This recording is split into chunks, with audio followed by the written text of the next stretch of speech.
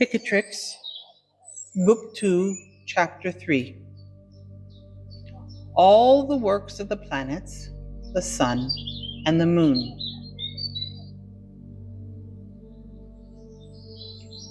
Now, some sages, speaking of the foregoing, have said that the effects of the heavens and their powers in this world are nothing other than the increase and decrease of heat. They have said this because they have not understood the wonderful occult properties of the planets. They have said that the effects brought about by the sun, the moon, and the other 5 planets operating in this world helped and strengthened the overall effect of the heavens.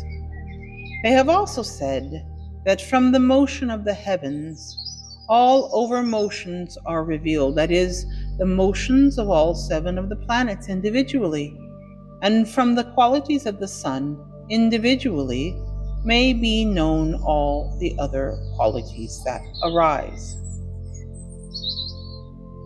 They say that the moon has qualities from which it is possible to know and understand all her qualities and effects. The first of her qualities is her elongation from the sun, that is, the period from the time she separates from conjunction with the sun until her first square with the sun. During that time, her power increases moisture and warmth, but she affects moisture more than warmth.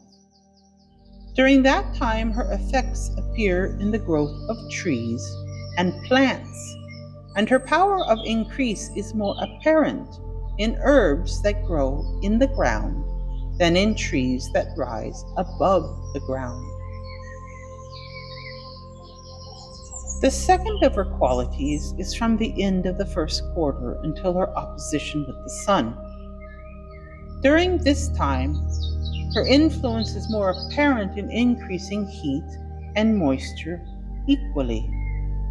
During this time, her influence is well shown in the increase of moisture and heat in plants and minerals. When she recedes from opposition to her second square with the sun, at that time, her power increases moisture and heat, but heat more than moisture. Her influence appears more in increasing the bodies of animals, vegetables, and those minerals that grow in all their parts. This is why, at this time, she works more by heat than by moisture. From her second square to her combustion by the sun, the effects, motions, and results of her heat appear much abated, so much less than those of the 3 previous periods, that the result is opposite in all of its effects, being moderately drying and strongly cooling. This is said because of her influence, which at that time is moderate in humidity. For this reason, we are able to say that this quarter is moderately dry and very cold. When she is conjunct with the sun within 1 minute, then she has the 5th quality, which the Chaldean sages say is better than any other quality of the moon and is more powerful than all of her aspects. The sages of Persia, however, say that the power and weakness, increase and decrease of the effects of this 5th quality depends upon the nature of the sign in which the conjunction takes place. The sages of Greece and Egypt, meanwhile, agree with what we have already said, that the conjunction with the sun is strongest, but deny what we have said, that this quality of the conjunction is better. They assign the latter to the opposition between moon and sun, that is, when her light is complete. All our sages, however, are mutually in agreement that the better quality of the moon is the aspect she makes when she is conjunct to the sun within 1 minute. And they hold that this fifth quality belongs to the sun and ought to have other interpretations, differing from the interpretations assigned to the other four qualities, because it is better and stronger than them in all of their works. That interpretation is as follows. When the moon conjoins the sun, she rejoices and is glad, just as a wayfarer rejoices in his journey when he reaches his home or its neighborhood. This will be even more true of the sharper of all things, and most of all, when she will perceive their effects beforehand. When she is conjunct with the sun, she has completed her work, which is to diminish what is in excess and increase what is deficient. Our sages say, likewise, that the virtue of the fifth quality has a similar effect to the effect of the sun, and this is a very great thing and a noble quality. They say that all composite bodies receive from this the virtues that they ought to have, nor should it be understood from the foregoing that the moon causes virtues and workings differing from those of the sun. Rather, the moon reveals the sun's influence and brings forth works accomplished by the sun. Nor do these appear until the moon manifests those things which were previously concealed and illuminates what had previously been in obscurity. These 5 qualities of the moon, which she receives out of the aforesaid 5 aspects which she has with the sun, accord with the qualities of all the living things that live within her orbit. Of such are the 5 ages, that is, infancy, childhood, youth, maturity, and age. Likewise, there are the 4 times of the year, that is, spring, summer, autumn, and winter, and similarly, the 4 parts of the world, that is, east, west, south, and north. Along the wind that is principally assigned to that quarter, the 4 humors in the body, blood, yellow bile, phlegm, and black bile, are similar. These are the senses and interpretations in which the foregoing material ought to be taken, most especially because all the foundations of these operations derive from the power of the planets, the sun and the moon, and from their motions according to the qualities of the degrees that receive the forces and powers of the planets in their courses. For the powers pass from planet to planet through their aspects. For this reason, one planet will receive qualities belonging to the significance of other planets, according to the different aspects that are formed by their positions in the heavens. When any aspect is in force, it is evident that all composite bodies are changed and altered in all their changeable qualities during that period of time, according to the interaction of the motions of the planets with the signs they occupy, and vice versa. And these changes are called separate mutations. Those are the primary things that we mentioned before, that are the foundations and properties of all things, are called common and permanent mutations. And they are not changed or altered because if they suffered any alteration or change, the whole universal pattern of things in this world would be corrupted and destroyed. For this reason, they are permanent and common.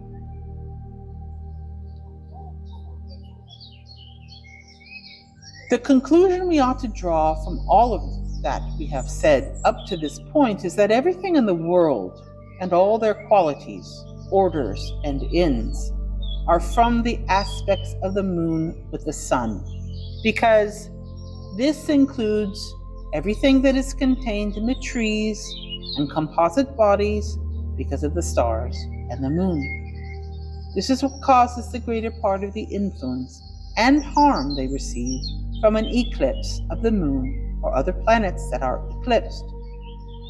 From the sun, the moon, and the fixed stars come permanent mutations. From these, things suffer change, receiving benefits from good qualities and harm from bad ones. Eclipses affect the sun and moon and other planets and influence them to the harm of their other composite bodies. Do not believe for a moment that the sun or the moon receive any harm in their nature or accidents thereby. And we will call this an impediment of the heavens, so that you will understand that the reason that harm comes to animals, trees, and other composite bodies from the eclipses of the sun, moon, and the other planets happens because the four elements are altered, changed, and damaged. Next in order, you ought to search for a place approximate and suitable in all its effects and convenient for your workings, noting the true and false signs in these things that influence this world, both in generation and corruption, so that the place is a kind that will have great power in the world in all its qualities. Similarly, you should seek to make the moon free from impediments and infortunes, and be sure it is not in the via combusta, because all workings that are ordained when the moon is in a good quality and rightly moving are completed and perfected for good. Whatever you desire will appear with all its effects, and its duration will be according to whether the moon is slow or fast, and whether it appears in the same sign together with one of the infortunes, or descending from the mid-heaven, or at the end of a sign, or in the last or the next to last degree thereof, for all these harm and weaken the moon. This is also the case if the moon descends to the descendant or is cadent from the lord of her house, and does not aspect him, or is cadent from the ascendant or any other angle, or is conjunct the south lunar node, because the beginning will not be fulfilled, nor will it have any durability. The house of the moon must not be governed by a planet from which the moon is separating, or one to which the moon applies from an angle, or from a succedent house, because when the moon is cadent from an angle or a succedent house, she is not suited to any working. The descendant, because of the circle of houses, is opposite to the house that is rising. If the moon is in the 9th house and the lord of the 9th house is cadent from the ascendant, it will be similar to the situation described above. If you find the lord of the moon's house on the ascendant or midheaven, or in the 11th or 5th houses, oriental and direct, everything will be suitable and appropriate for whatever you intend to do. Here's an example. Venus is favorable for all workings related to the activities of youth, happiness, and cosmetics, and Jupiter is assigned to the deeds of kings, prelates, and lords.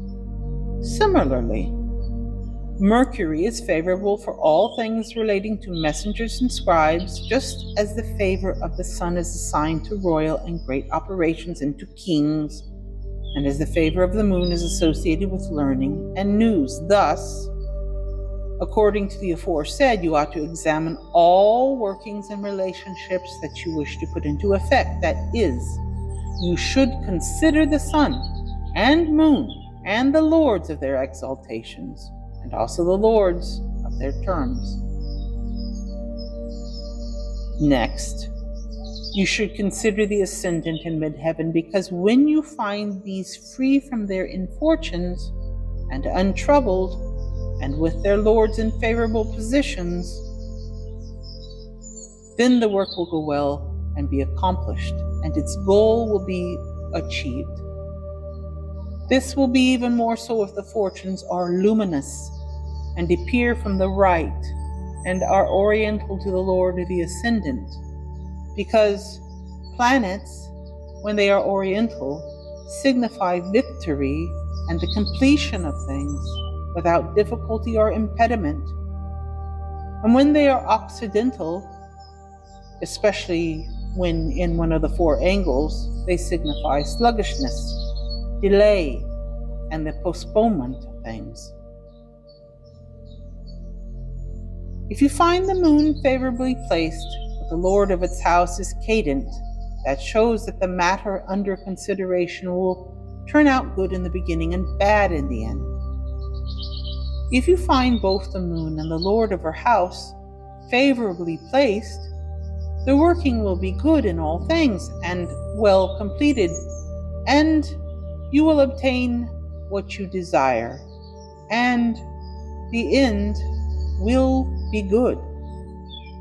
This will be even more so if the lord of the ascendant is a fortune, and is the ascendant or another of the angles, or if it is an infortune and favorably placed.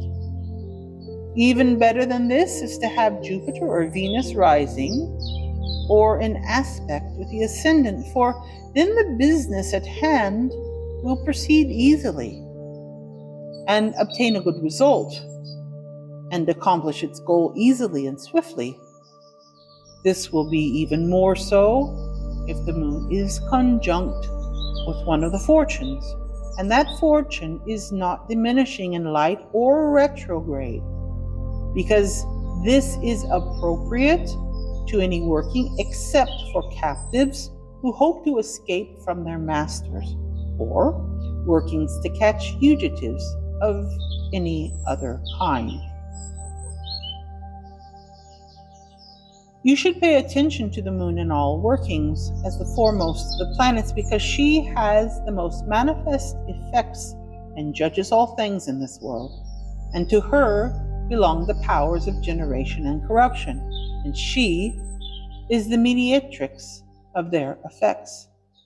For she received the influences and impressions of all the stars and planets, and pours them down onto the inferior things of this world. For this reason, you should pay attention to what we have said above concerning her fortunes and infortunes, and the waxing and waning of her light, because after she separates from the sun, her powers are balanced. Thereafter, they change when she is in sextile, square, trine, and opposite aspect. Her strength will accord with the nature of the planets and stars with which she is conjoined while in the aforesaid aspects.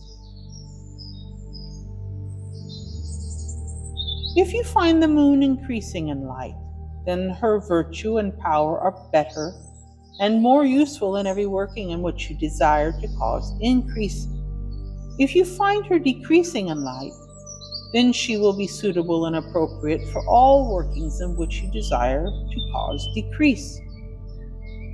After the moon separates from the sun until her sinister square, and thence until she reaches opposition, she will always be good and appropriate for buying and selling, seeking judgments and loans, for disputations, and for seeking advice on any subject. After she separates from opposition, passing by the dexter square, and thence to her conjunction with the sun, she will be good and appropriate for seeking loans that we owe, for those who have the goods of others to return them, and for wisdom and seeking and inquiring after truth. You should know that the ascendant is more fortunate and stronger if it has a fortune in the sign that is rising, and also in the second house. Furthermore, it should not be concealed from you that the movable signs, especially Aries and Capricorn, are good and appropriate whenever you desire to overcome or obtain something, that the common signs are appropriate for sorcery and marvelous things, and that the fixed signs are effective in and ordained for binding and attracting and the performance of magical workings. All things that you want to be enduring, and especially great works, are suitable for the fixed signs, and likewise attracting spirits into things and binding them there.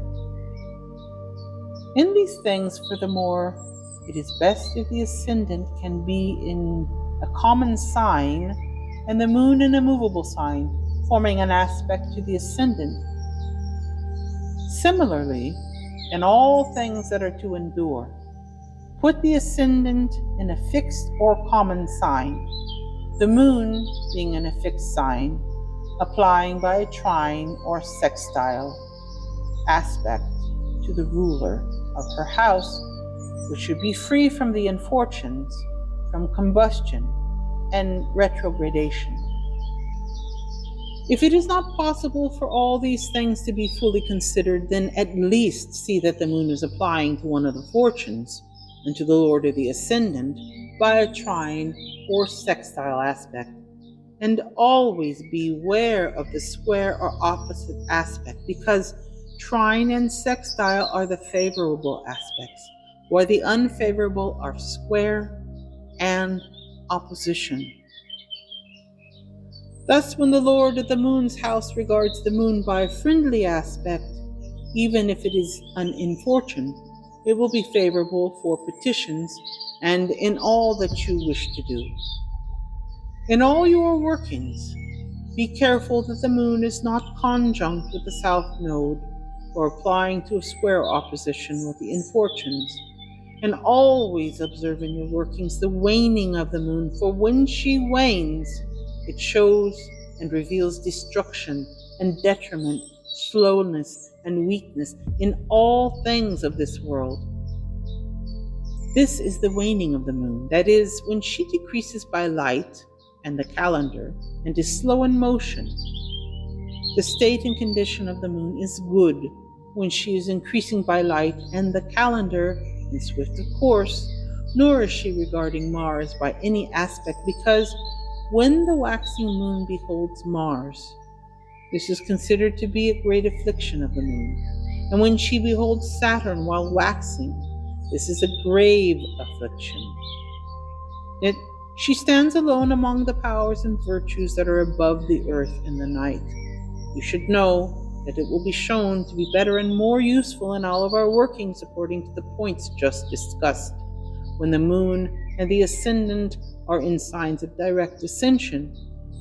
For when this is the case, the work will be completed more rapidly and with a swifter effect, and most so when they are common or fixed signs. Now of the movable signs, the most movable is Aries, then Cancer, and then Libra, which is stronger than all other enemies. In the same way, you should understand that the angles are swifter in all operations. The succedent houses are next, while the cadent houses are slowest. The swiftest of all is when a fortune is rising and the moon is increasing by light and the calendar. Note also that the conclusions of things cannot be found out except by the triplicity of the moon and the lord of the ascendant, and by the calculation of their places and qualities and aspects, and the aspects they make, with the planets mutually over time. By the aforesaid, the ending of things may be judged.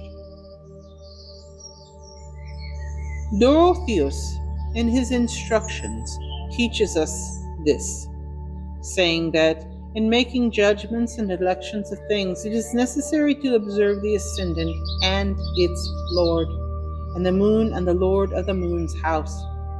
Be careful of the moon in these elections and judgments, and see that it is not cadent from the ascendant. If you can possibly avoid this, and even more so, that the lord of the ascendant and that of the moon's house not be the two infortunes, applying to an aspect with the moon from the ascendant, or the signs that they rule. Be sure in all judgments and elections that the part of fortune is not cadent from an aspect or conjunction with the moon. And be careful that neither the lord of the part of fortune's house, nor the part itself is cadent from the ascendant after making an aspect with the ascendant or moon. Now, if the lord of the ascendant is conjunct the part of fortune, this is very good in all workings and all of your elections. Take diligent care in all of your workings that the moon be not in the 3rd, 6th, 8th, or 12th houses from the part of fortune, because this will be ill and appropriate for every manner of business. Note always in all of your workings that the moon and ascendant be in signs of direct ascension. You should likewise know and understand that the ascendant and 4th house signify and reveal all dispositions jointly. If you find the moon badly placed, and it should happen that it is necessary for you to act, and you are not able to delay at all, make the moon cadent from the ascendant, having no part in her, and put a fortune in the ascendant, with fortunes rising and ruling the ascendant. This is what Dorotheus says. You should know that the strength and goodness of the ascendant consists of two things, that is, form and fortune. Nor should you interpret the lord of the ascendant in any other way. Form means that you should put on the ascendant something of similar nature, proportion, and quality to the intention of your election. Similarity of quality is a condition such as this. If you wish to make things happen quickly and complete themselves, or put things in motion, or in the houses of kings, or with great sublimity, place the ascendant in the fiery signs. Along with this rule is the following similar to it. That is, if your working deals with warlike and military matters, put one of the signs ruled by Mars on the ascendant. You should make fortune at the house of the petition as well as the lord of that house, because the place or house of the petition shows and reveals what is in the beginning and ordination of the matter, and the lord of the petition signifies and reveals the means by which the petition is resolved, and the lord of the house, where the lord of the petition is found, signifies the end and outcome of the matter. In that same way, the ascendant shows that what is in the beginning of the matter, and the lord of the house, where the lord of the ascendant is found, signifies the end of the matter.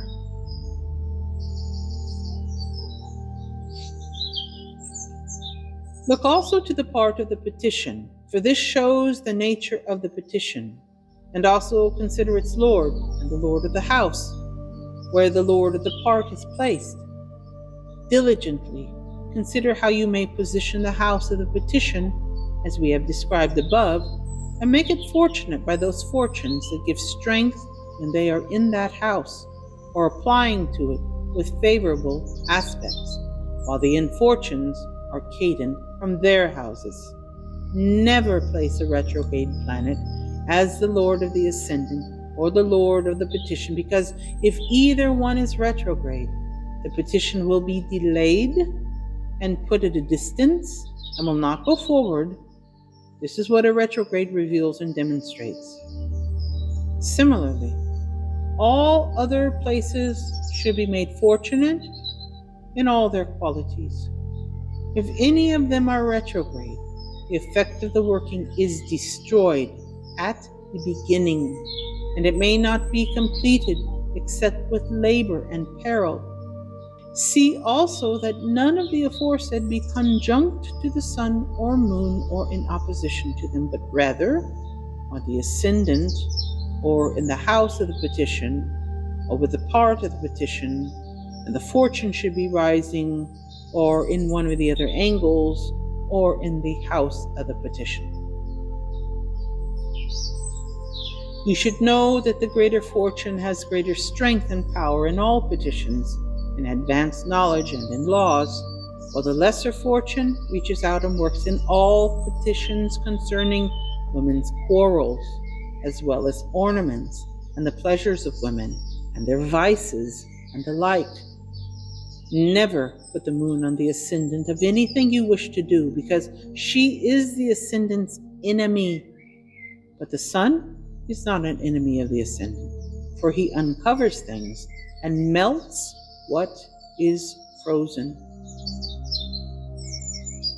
Similarly, do not put an unfortunate on the ascendant, nor in any of the angles of the chart, and especially not if the infortune has power in any malign place. For example, if it be the lord of the 8th house, for this reveals loss of merchandise and of exchange and of great lordships, and if that infortunate rules the 6th house, it shows detriment to the petition on account of enemies, servants, illness, imprisonment, or animals.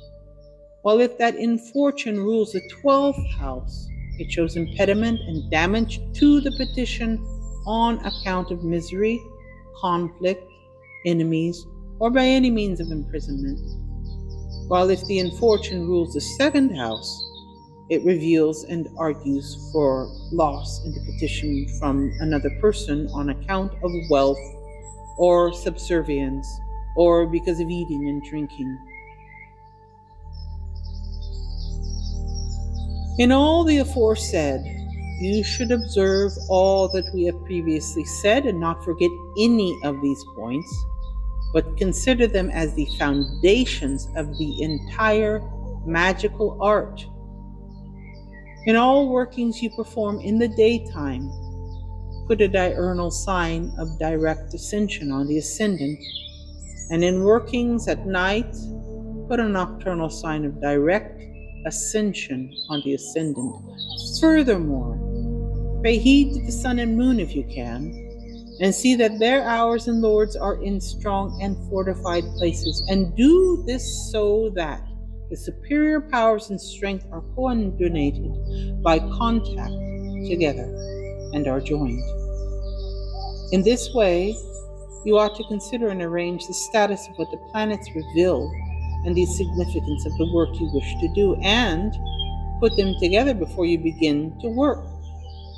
Thus, in all works that you wish to do for love and benevolence toward men or women, see that the moon is received by Venus in a trine or sextile aspect, and this is better when in her house or exaltation.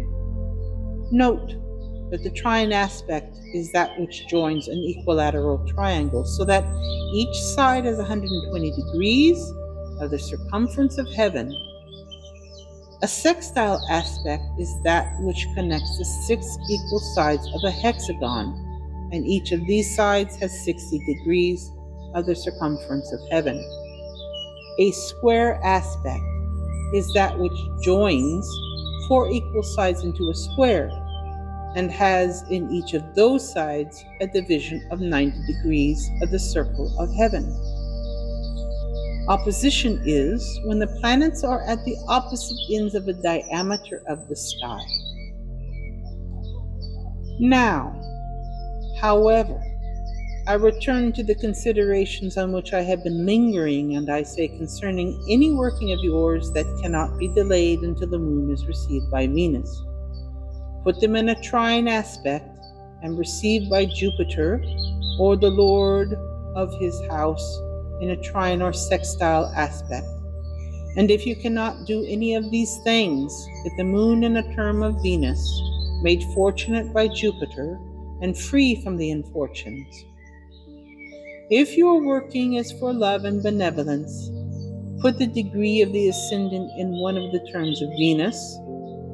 If your working is for acquiring a share in an inheritance, put the aforesaid term of Venus on the cusp of the fourth house.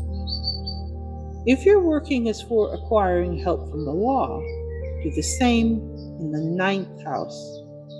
If your working is for faithfulness, and for this you plan and labor, do this in the 11th house, and strengthen the part of fortune by putting it in the house of one of the fortunes, or put the Lord of its house in reception with the fortune. If your working is for success in lawsuits and battles and the like, see that Mars is received by the moon in an amicable aspect.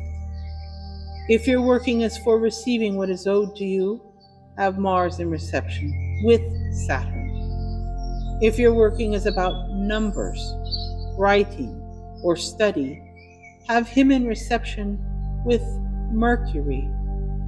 If your work is for pleasing and petitioning kings and lords, have Jupiter received as above.